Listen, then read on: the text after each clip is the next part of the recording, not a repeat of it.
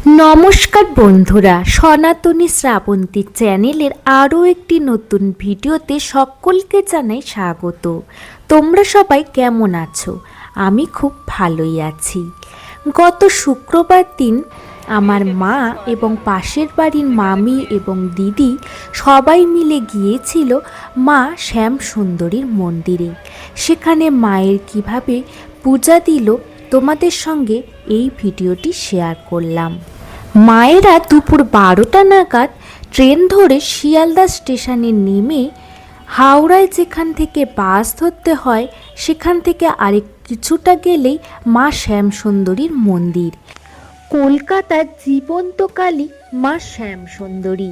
অমাবস্যার দিনে মায়ের পূজা হয় সম্পূর্ণ অন্ধকারে, আর মন্দিরে থাকাকালীন মায়ের বিগ্রহের দিকে তাকালেই নাকি তখন বোঝা যায় তিনি অত্যন্ত আনন্দে স্মিত হয়ে গেছেন।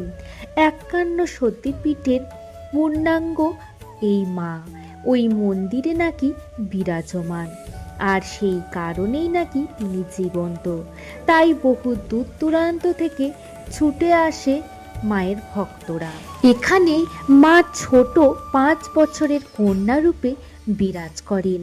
এখানে মায়ের প্রধান নৈবেদ্য হলো পাকা কলা এবং 1 মুঠো আতপ চাল আর ক্যাডবেরি। সবাই মাকে ক্যাডবেরি উপহার দেয়, আর কাঙ্ক্ষিত মনে মাকে মন দিয়ে ডাকলে তিনি সাড়া না দিয়ে থাকতেই পারে না। মায়েরা খুব সুন্দরভাবে পূজা দিতে পেরেছিল। সেদিন খুব একটা ভিড় হয়নি মন্দিরে। মায়েদের পূজা দেওয়া শেষ হয়ে গেলে প্রসাদ নিয়ে বাড়ির উদ্দেশ্যে রওনা দিয়েছিল। আজকের এই ভিডিওটি তোমাদের কেমন লাগলো কমেন্টের মাধ্যমে জানাতে ভুলবেন না। আর আজকের ভিডিওটি ভালো লাগলে অবশ্যই লাইক, কমেন্ট, শেয়ার এবং চ্যানেলটিকে সাবস্ক্রাইব করতে একদমই ভুলবেন না।